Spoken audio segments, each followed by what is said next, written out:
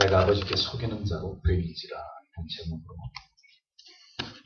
하나님의 말씀을 전하도록 하겠습니다. 신자의 삶에서 언제나 우리가 촉각을 곤두세워야 하는 것은 하나님을 신앙하고 경외함에 있어서 하나님을 아는 지식과 우리의 삶이 더 긴밀하게 결합하고 진리의 깨달음이 더 구체적으로 우리의 삶에 적용되도록 최선을 다하는 것입니다. 우리가 깨달아가고 있는 모든 진리들이 어떻게 우리의 모든 생각과 그리고 판단 속에서 바르고 정직하게 영향을 미치므로 하나님의 뜻을 이루고 불의와 타협하지 않는 절대적 기준으로 올곧게 우리를 서게 할 것인가의 문제를 성화의 도상에 서 있는 신자는 언제나 골똘히 고민해야만 할 것입니다. 신자는 하나님을 아는 지식과 삶의 괴리를 좁혀가는 일에 최선을 다하는 삶을 살아야 합니다. 왜 이 주제가 우리에게 중요한 것입니까?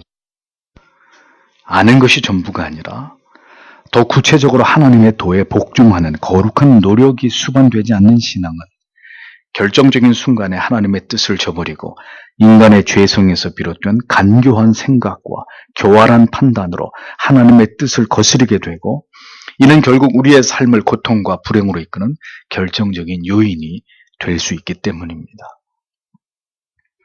우리는 이제 이삭과 리브가에게서 그리고 야곱을 통해서 그들이 하나님의 사람들임에도 불구하고 그들의 모습 속에서 바로 이와 같은 추악한 면들을 보게 될 것입니다.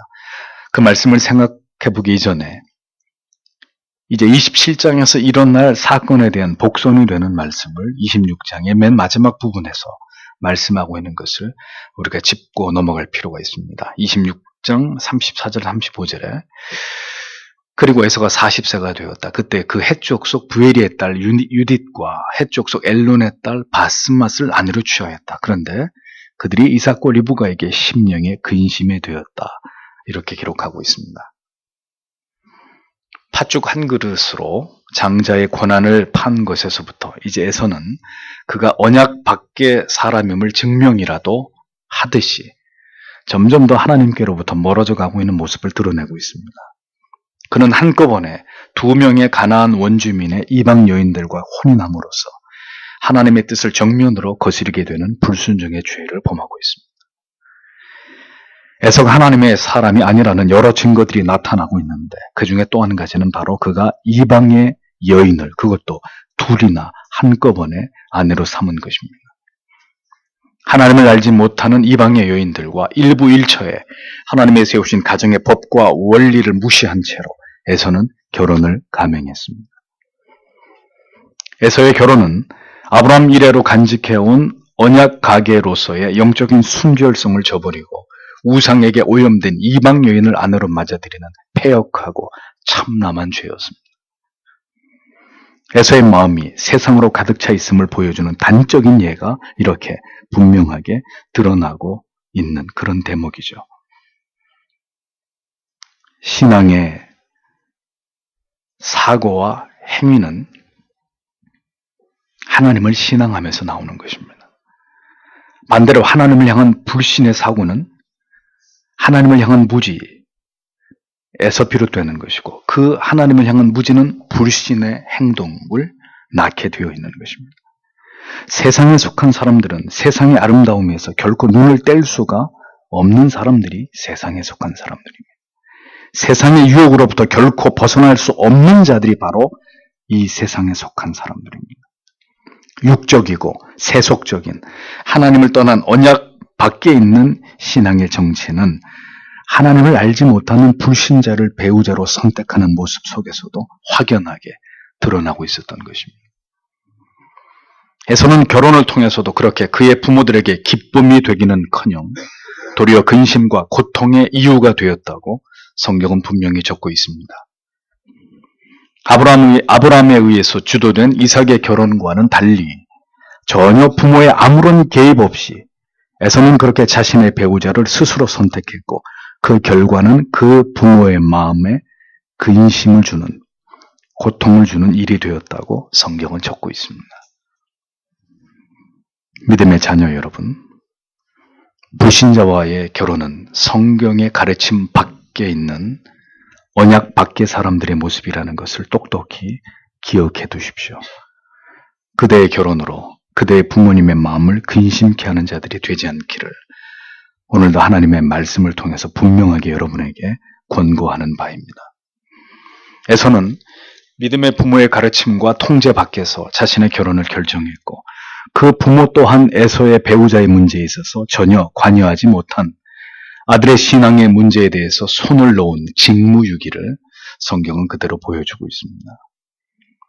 이삭과 리브가가 그들 자신은 하나님의 섭리 속에서 만나 결혼을 한 자들이었음에도 불구하고 아들 에서의 결혼의 문제에 있어서는 전혀 하나님의 뜻과 섭리가 아들을 통해서 아들의 결혼을 통해서 이루어지기 위한 아무런 노력도 하지 못한 것은 분명히 이삭과 리브가의 책임이 아닐 수 없는 부분입니다. 성경은 이러한 에서의 불법적인 결혼으로 인해서 이제 이삭과 리브가와 그리고 언약 밖의 사람 에서에게 어두운 그림자가 서서히 드리워지고 있는 것을 성경은 의도적으로 나타내 보여주고 있는 것을 발견하게 됩니다. 에서가 어떻게 하나님의 축복에서 제외된 자인지를 분명하게 알 수 있는 한 사건 이전에 이와 같은 에서의 경솔하고 무분별한 그의 결혼과 관련된 일면을 성경이 기록하므로 왜 그가 하나님의 축복에서 영원히 제외될 수밖에 없는 자인지를 성경은 우리에게 그 이해를 돕고 있는 것을 보여주고 있는 것이죠. 이어서 27장 1절에서 4절을 보면 그리고 이삭이 늙었을 때 그의 눈이 침침해졌다. 그리하여 그가 볼 수 없었다. 그때 그가 그의 큰아들 에서를 불렀다. 그리고 그가 그에게 말했다. 내 아들아, 그때 그가 대답하였다. 내가 여기 있나이다. 그때 그가 말하였다. 이제 보라, 내가 늙었다. 내가 나의 죽을 날을 알지 못한다. 그러므로 이제 원컨대 너는 내 무기 곧 내 전통과 내 활을 취하라. 그리고 너는 들로 나가라. 그리고 너는 나를 위하여 짐승을 사냥하라. 그리고 너는 나를 위하여 내가 좋아하는 맛있는 음식을 만들어라. 그리고 너는 내게로 가져올 것이다. 그러면 내가 먹을 것이다. 그것으로 내가 죽기 전에 내 영이 내게 축복할 것이다. 이렇게 기록하고 있습니다. 하나님을 경외했던 이삭과 리브가였지만 그들에게 한없이 약한 부분은 바로 자식에 대한 사랑이었습니다. 이삭은 당시 137세였습니다. 그리고 이 사건 이후로 43년이나 더 살았습니다.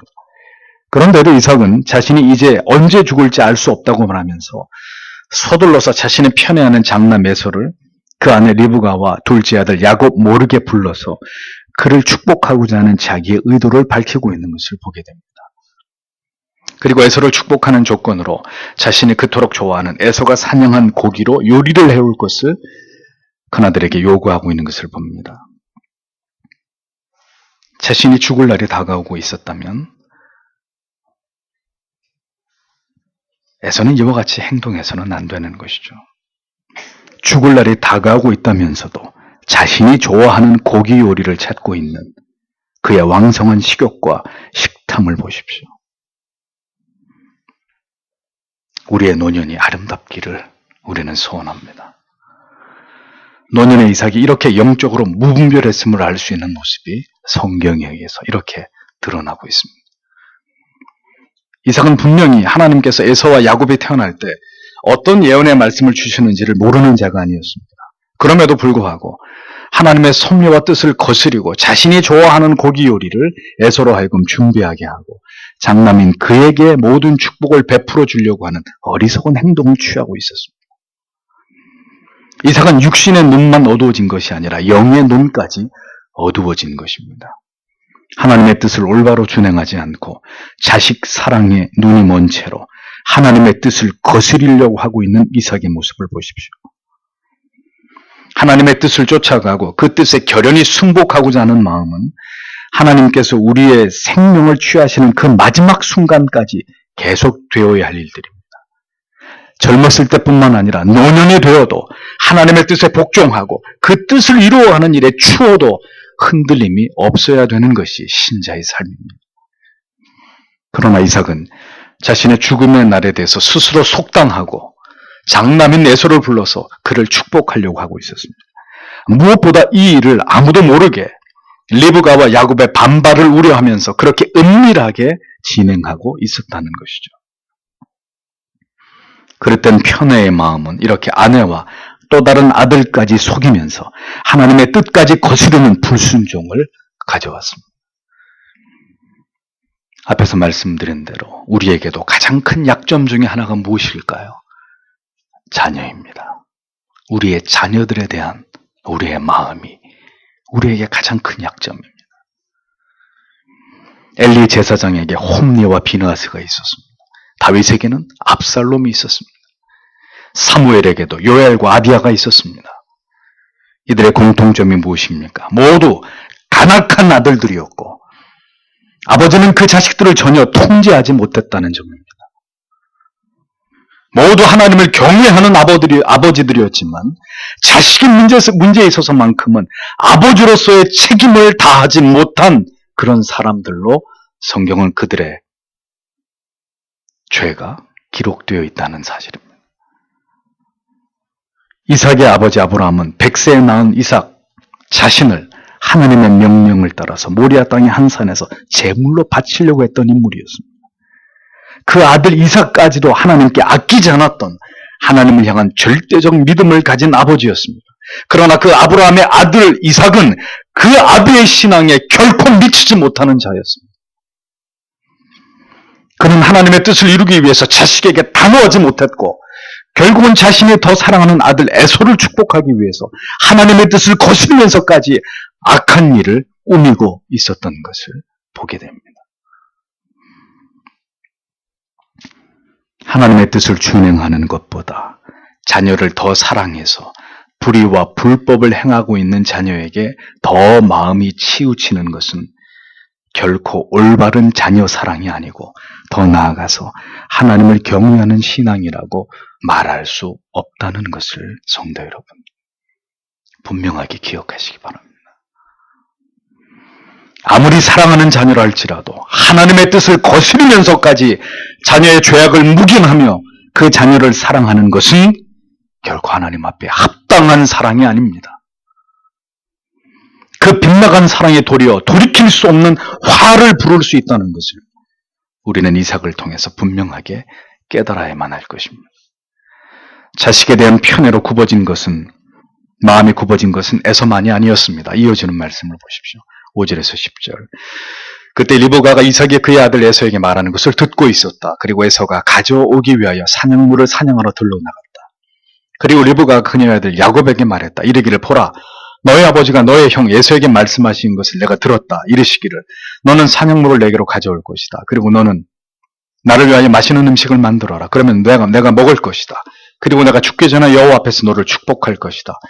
그러므로 이제 내 아들아, 너는 내가 내게 명령하는 말을 들으라. 이제 너는 염소떼에게로 가라. 그리고 너는 거기서 좋은 염소 새끼 2마리를 내게로 가져오라. 그러면 내가 그것들로 내 아버지를 위하여 그가 좋아하는 대로 맛있는 음식을 만들 것이다. 그리고 너는 내 아버지께 갖다 드리라. 이렇게 적고 있습니다. 리브가와 야곱 몰래 이삭이 에서에게 한 모든 말을 리브가가 엿듣고 있었습니다. 하나님의 말씀에 대한 순종과 신뢰가 없었던 것은 아비 이삭만이 아니었습니다. 그의 아내 리브가 역시 하나님께서 말씀하신 예언을 신뢰하지 못했습니다. 리브가는 상황이 긴박하게 돌아가는 것을 감지하고 인간적인 방법으로 그녀가 사랑하는 아들 야곱에게 이삭의 축복이 부어지도록 하기 위한 관계를 짜내기에 이르렀습니다. 리브가는 이삭으로 하여금 가장 좋은 새끼 염소 2마리를 잡게 하고 자신이 요리를 해서 그것을 야곱의 아버지 이삭에게 가져다 드리도록 계획을 세웁니다. 리브가 역시 분명히 하나님께서 자신에게 주신 큰 자는 작은 자를 섬기게 될 것이라는 예언의 내용을 알고 있었습니다. 그러나 그녀는 그 뜻이 하나님의 때에 하나님의 방법으로 이루어짐을 기다리지 않았습니다. 그녀는 하나님의 약속을 신뢰하지 못하고 있었던 것이죠. 그녀의 이 같은 편애가 불러온 빗나간 자식 사랑의 열정은 결국 아들 야곱으로 하여금 20년이나 집을 떠나서 망명길에 오르게 만든 원인이 되었던 것을 나중에 우리는 보게 될 것입니다. 축복은 갈취하는 것이 아닙니다. 또한 축복은 임의로 인간에 의해서 그 대상에 정해질 수 있는 것도 결코 아닙니다. 이삭과 리브가는 축복의 모든 권위, 하나님께 있다는 사실에 대해서 너무도 무지한 상태에 있었던 자들이었습니다. 그들은 하나님의 축복이 인위적으로 사람의 의도와 생각과 계략에 따라서 얼마든지 변개될 수 있다고 그들은 그렇게 하나님의 축복을 생각했던 것이죠. 참으로 그 생각이 유치하고 천박하기를 데 없는 그런 모습을 우리는 보게 되는 것입니다. 왜 그랬습니까? 무엇 때문입니까? 자식에 대한 어리석은 사랑에 그들의 영의 눈이 멀어버린 상태에 있었기 때문이죠. 하나님의 그 주상 같은 말씀도 자식 사랑 앞에서는 모두 다 무너져버리고 마는 이 인생들의 연약함을 보십시오. 이삭과 리브가를 비난하지 마십시오. 우리 안에도 그들과 똑같은 모습이 우리 안에 없다고 여러분 자신할 수 있습니까? 지금도 여전히 이삭과 리브가와 같은 축복관을 가지고 하나님의 축복을 좌지우지하려고 하는 우매한 교인들이 적지 않습니다. 마치 자녀를 향한 하나님의 축복이 우리의 손에 달려있는 것처럼 여기고 마음대로 하나님의 축복을 우리의 열심과 노력으로 자기적으로 조종하려고 하는 이런 어리석은 행위들이 여전히 오늘날에도 멈춰지지 않고 있습니다. 부모가 열심히 노력하면 자녀의 미래가 밝아지는 것입니까? 모든 노력을 다해서 아낌없이 자녀를 지원해주면 그 자녀가 하나님이 보시기에 저절로 합당한 그런 성공의 길로 가는 것입니까? 그렇게 믿는 것이 신앙입니까? 별미를 만들어서 자신이 먹게 하고 마음껏 내게 축복하게 하라는 이삭이나 아버지 이삭을 속여서 하나님의 축복을 갈취할 수 있을 것이라고 믿는 리브가에게서 우리는 하나님의 축복에 대한 인간의 몰이해와 무지의 극치를 보게 되는 것입니다. 리브가는 지금 야곱에게 아버지 이삭을 속여서라도 축복을 쟁취해야 된다고 그에게 축복을 훔치라고 말하고 있습니다. 어머니 리브가에게서 축복을 갈취하기 위한 모든 계획을 들은 야곱은 이제 다음과 같이 대답합니다. 11절과 12절에 그때 야곱이 그의 어머니 리브가에게 말했다. 내 형 에서는 털이 많은 사람이지만 나는 매끄러운 사람입니다. 아마도 내 아버지께서 나를 만질 것입니다. 그러면 나는 그의 눈에 속이는 자로 드러나게 될 것입니다. 그러면 나는 복이 아니라 저주를 받을 것입니다. 야곱의 대답입니다. 우리는 야곱의 대답 속에 야곱의 그 주도 면밀한 성격을 확인할 수 있습니다. 야곱은 영리하고 영악한 자였습니다. 그는 장차 일어나게 될 일들에 대해서 우려하고 있는 것을 보게 됩니다.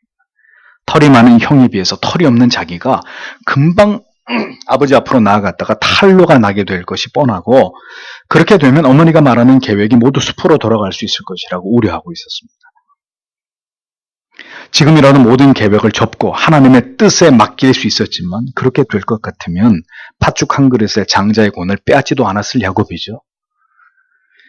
야곱의 용의 주도함이 누구에게서 비롯되었는지를 알 수 있는 장면이 이제 이후로 리브가의 모습 속에서 나타나고 있습니다. 13절에서 17절을 보면 그때 그의 어머니가 그에게 말했다. 내 아들아 너의 저주는 나에게 임할 것이다. 다만 너는 내 말을 들으라. 그리고 너는 가라. 너는 나에게 가져오라. 그리고 그가 나갔다. 그리고 그가 취하였다. 그리고 그가 그의 어머니에게 가져왔다. 그래야 그의 어머니가 그의 아버지가 좋아하는 맛있는 음식을 만들었다. 그때 리브가가 집안에 있는 큰아들 에서의 좋은 의복을 취하였다. 그리고 그녀가 그녀의 작은아들 야곱에게 입혔다. 그리고 그녀가 염소 새끼의 가죽을 그의 양손과 그의 목의 매끄러운 부분에 입혔다. 그리고 그녀가 만든 맛있는 음식과 떡을 그녀의 아들 야곱의 손에 주었다. 이렇게 적고 있습니다. 리브가는 야곱의 우려를 불식시키면서 만약에 문제가 생기게 되면 이 일로 하나님의 저주라도 받게 된다면 그건 이 어미가 내가 감당할 것이다 라고 말합니다. 리브가 얼마나 무모한 여인입니까? 그 말이 얼마나 무모한 말입니까? 얼마나 우리의 생각이 어리석고 담대한지를 보십시오. 내가 저주를 당하면 된다. 그게 그렇게 가볍게 할 말인가요? 이 모두가 자식이 우상이 될 때 우리에게서 일어날 수 있는 참남한 죄악이라는 사실을 잊어버리지 마십시오. 뭐가 잘못되면 엄마가 책임질 테니까 시키는 대로 해. 여러분 그런 얘기들을 자녀들에게 한 적이 없습니까? 이 준엄한 진리가 주는 깨달음이 여러분 모두에게 있게 되기를 바랍니다. 자녀에게 어떤 문제가 하나님 보실 때 잘못됐으면 그 부모가 감당하면 그만인가요? 그런 법이 성경에 나옵니까? 하나님께서는 그렇게 아들의 죄에 대한 저주를 그 어머니에게 물으시는 하나님이신가? 자식에 대한 한 번 삐뚤어진 모정은 계속해서 가지 말아야 될 길로 향하고 있었습니다. 야곱을 안심시킨 리브가는 이삭의 잡아온 염소고기로 요리를 하고, 그리고 맏아들 에서의 옷을 야곱에게 입히고, 털이 많은 에서로 염소의 가죽으로 야곱을 변장시키는 재주를 그의 어머니 리브가가 부리고 있습니다. 주도 면밀하게 모든 준비를 마치고 야곱의 손에 자신이 요리한 고기와 빵을 들려서 아버지에게로 들여보내고 있는 리브가의 모습을 성경은 정확히 묘사하고 있습니다. 야곱과 리브가, 아니 이삭과 리브가 중에 누가 더 비난을 받아야 될 인물인지 우위를 가리기 어렵습니다. 리브가, 그녀는 분명히 하나님께 에서와 야곱에 대한 계시를 들었던 여인이었습니다. 그녀는 두 형제를 복중에 가졌을 때 그들의 다툼으로 인해서 하나님 앞에 나아가서 물었던 여인입니다. 그러면 이 상황에서 리브가는 당연히 이러한 계략을 꾸밀 것이 아니라 하나님께서 아비 이삭을 막아주시기를 기도해야 했습니다. 하나님 어떻게 해야 합니까? 하나님은 분명히 작은 자가 큰 자가 작은 자를 섬길 것이라고 했는데 이 어리석은 아비 이삭이 이 하나님의 뜻을 거스르려고 하니 어찌하면 좋겠습니까? 라고 물었어야 합니다. 그러나 리브가는 지금 영적인 눈이 멀어 있는 상태였습니다. 오직 그녀가 사랑하는 아들 야곱에게 하나님의 축복이 임해야 된다는 이 당위 때문에 그 모든 것을 망각해버리고 자신이 주도해서 이 모든 일들을 꾸미고 있었던 것을 성경은 분명히 보여주고 있습니다. 부모님 여러분, 어떤 면에서 이것은 분명히 하나님께서 보실 때 아니라고 여겨지는, 여러분의 양심에서 계속해서 소리치고 있는 어떤 부분을 자녀 때문에, 자녀를 향한 연약한 마음 때문에 결단하지 않고 있는 문제가 있다면 오늘 여러분에게 분명히 단언하건대 그만 그 문제를 내려놓기를 바랍니다. 하나님의 기뻐하시는 뜻이 아닌 길로 행하는 자녀와 관련된 모든 불신앙적인 행위를 멈추시기를 바랍니다. 그것은 분명히 하나님의 화를 불을 일고 그 자녀를 고통의 길로 가게 하는 가장 분명한 빌미를 주게 될 일이 될 수 있기 때문입니다. 이제 그만 하나님께 순종하십시오.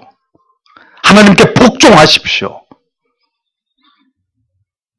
하나님의 방법대로 하나님께서 우리의 자녀들을 축복하게 하십시오. 그것이 신앙입니다. 하나님의 방법이 아닌 것으로 자녀들의 미래가 잘 되기를 소망하는 것은 절대로 신앙이 아닙니다. 하나님의 화를 부르는 일입니다. 모든 일들이 리브가의 계획대로 잘 진행되고 있었습니다. 때로는 하나님의 뜻을 거스리는 사람의 계획도 치밀하게 준비하고 진행할 때 잘 이루어지는 듯 보이기도 합니다. 니느웨로 가야 할 욥바의 항구에 마침 다시스로 가는 배가 정박해 있었듯이 이것이 바로 하나님의 죄에 대한 허용이란 말이에요. 그렇게 하나님의 뜻을 거스리기로 작심하고 양심을 거세하게 되면 모든 일이 순적하게 진행되기도 하는 법입니다. 아름다운 여인을 보고 그녀가 자신의 부하의 아내임을 알고도 그녀를 향한 욕정을 멈추지 않은 다윗은 결국 그녀를 자신의 침실까지 불러들이고 자신의 욕망을 채우는 대담한 죄를 범하지 않았습니까? 한 번 시작된 악은 그 끝을 향해서 내달리게 되어 있는 것입니다. 시작을 하지 말았어야죠. 길이 아니면 가지를 말았어야 되는 것입니다. 리브가의 계략은 그녀가 마음먹은 대로 잘 진행되고 있었습니다. 18절에서 20절을 보겠습니다. 그리하여 그가 그의 아버지에게로 들어갔다. 그리고 그가 내 아버지여 하고 불렀다. 그때 그가 대답하였다. 내가 여기 있노라 내 아들아 너는 누구냐? 그때 야곱이 그의 아버지에게 말했다. 나는 당신의 맏아들 에서입니다. 제가 당신이 저에게 말씀하신 대로 행하였습니다. 청컨대 일어나십시오. 앉으십시오. 그리고 나의 사냥한 고기를 드십시오. 그것으로 당신 마음대로 나를 축복하소서. 그때 이삭이 그의 아들에게 말하였다. 내 아들아, 어떻게 내가 이렇게 빨리 잡았느냐? 그때 그가 대답하였다. 당신의 하나님 여호와께서 나로 만나게 하셨기 때문입니다. 이렇게 기록되어 있습니다.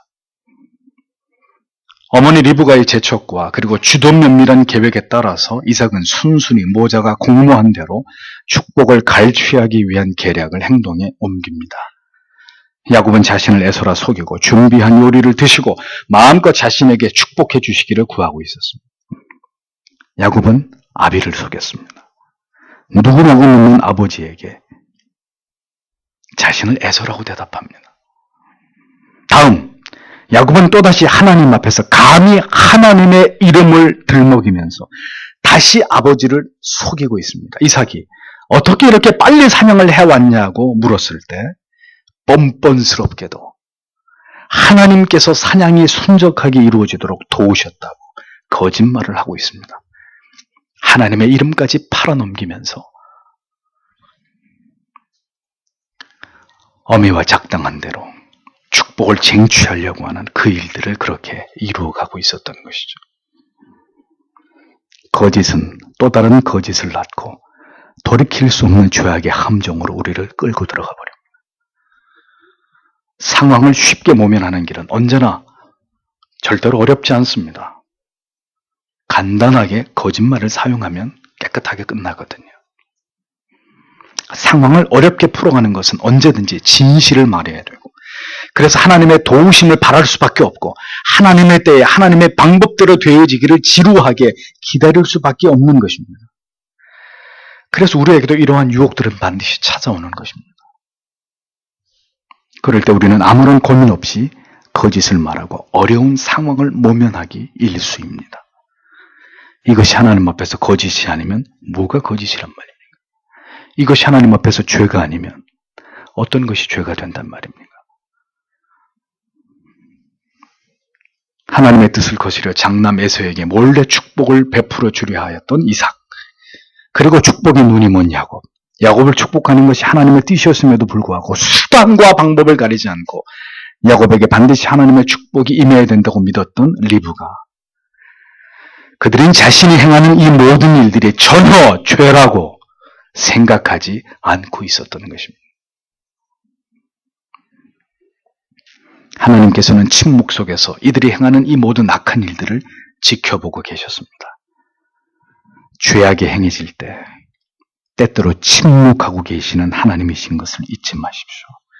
그 일들이 인간이 원하는 대로 그대로 진행되도록 하나님은 허용하시는 하나님이십니다.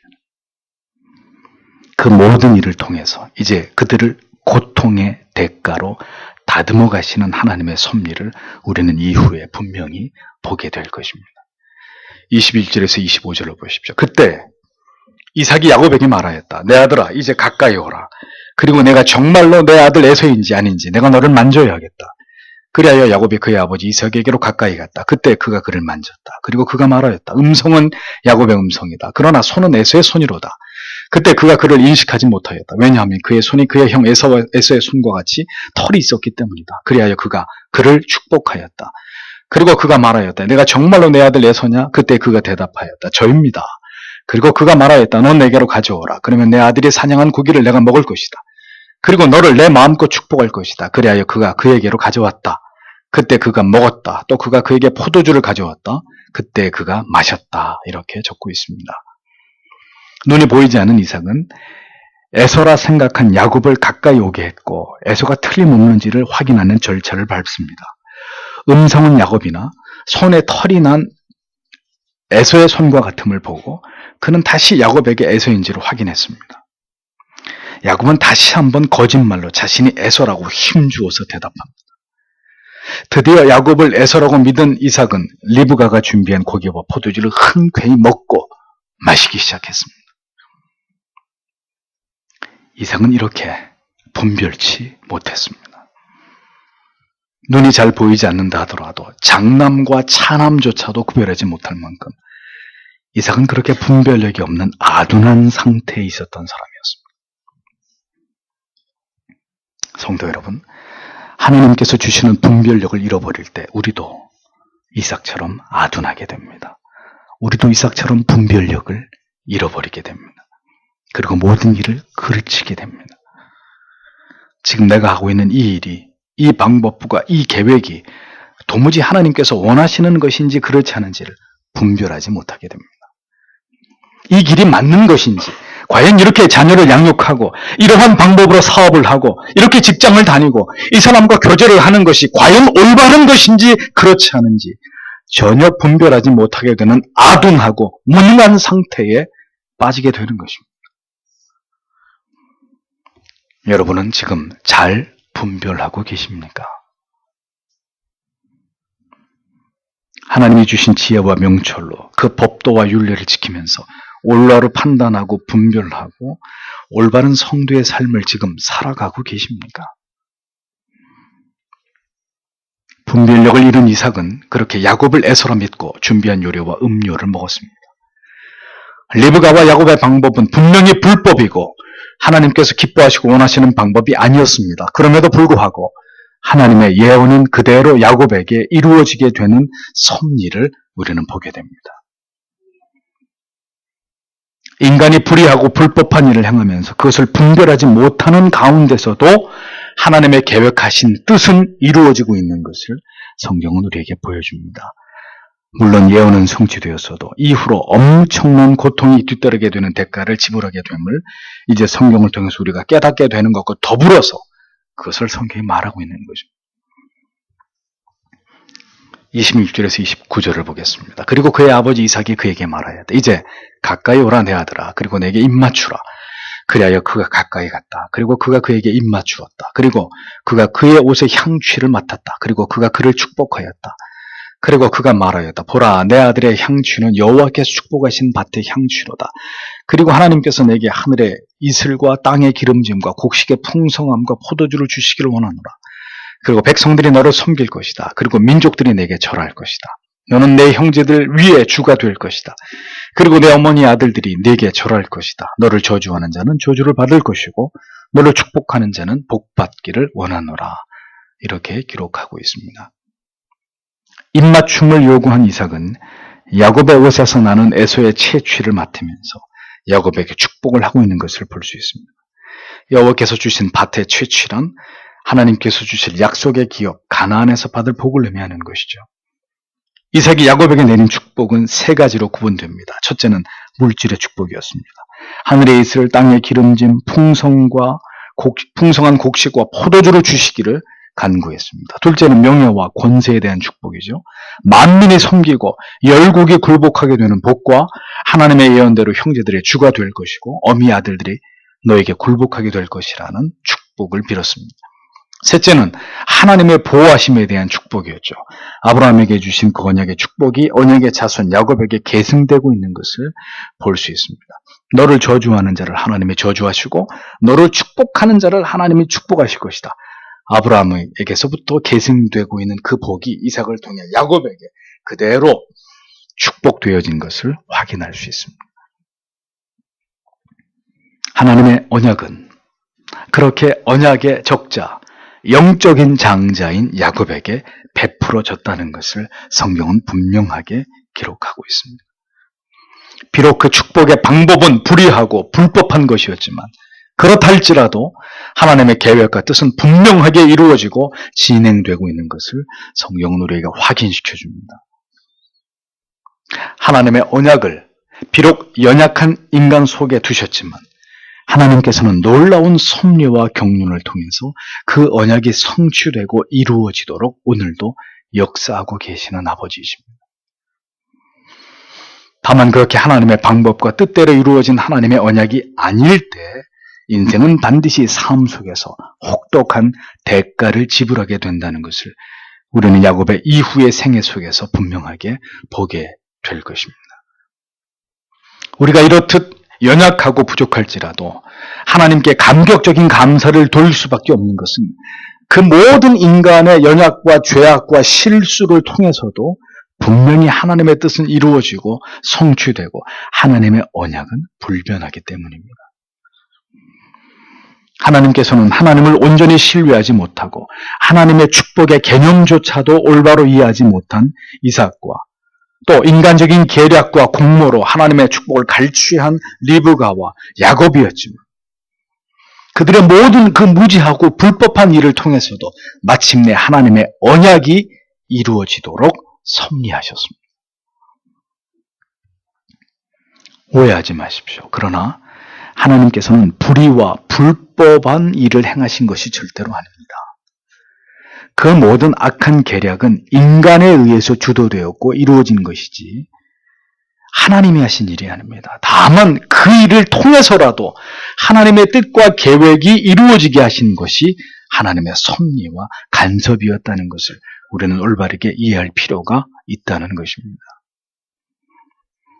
인생은 그렇게 하나님의 뜻과 섭리가 이루어지고 진행되는 과정이고 그 시간들 속에서 우리가 행하는 수많은 시행착오들조차도 결국은 하나님의 뜻대로 진행되어 나아가는 과정이라는 것을, 그래서 우리가 그 모든 것들을 우리의 삶 속에서 감당해야 된다는 것을 우리는 이 말씀을 통해서 깨닫게 됩니다.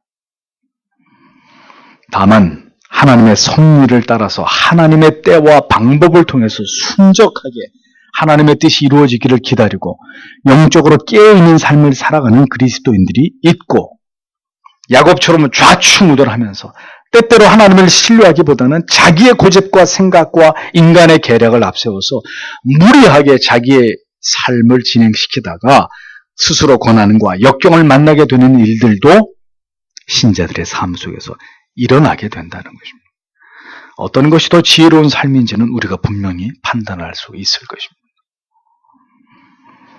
그래서 우리는 힘써 하나님을 알아야 하고 하나님을 향한 절대적인 신뢰와 하나님의 섭리와 간섭하심을 통해서 우리의 인생을 한 걸음 한 걸음 뛰어노는 지혜가 우리에게 반드시 필요하다는 것을 우리가 이해할 필요가 있는 거죠.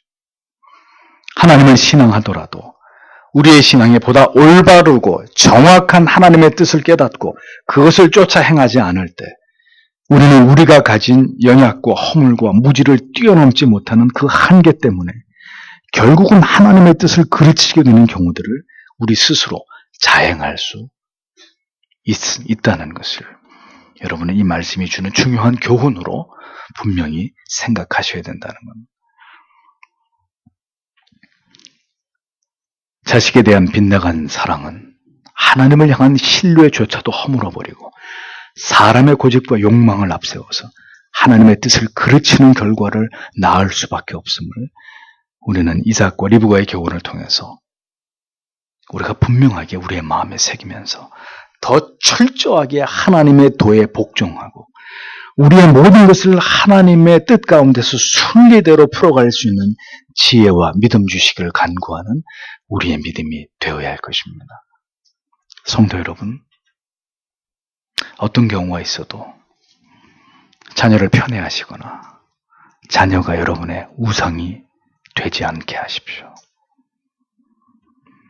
자녀의 미래는 절대로 우리의 노력으로 이루어지는 것이 아닙니다. 하나님께 온전히 맡겨야 합니다. 우리의 자녀들이 주의 길로 행하게 하는 것이 어려서부터 하나님 앞에서 하나님을 두려워하면서 하나님의 말씀대로 행하게 하는 것이 가장 중요한 자녀 교육의 원리이고 원칙입니다.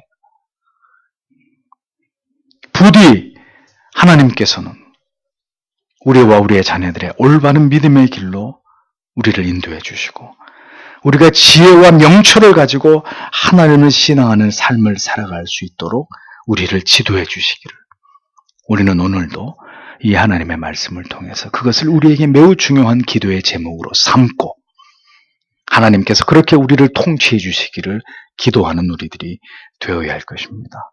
오늘도 이 말씀을 들으면서 다 함께 여러분과 여러분들의 자녀들을 위해서 기도하시고 우리와 우리의 자녀들에게 믿음을 더하시고 하나님이 인정하시는 길로 행할 수 있도록 붙들어 주시기를 다 함께 기도하기 원합니다. 기도하겠습니다.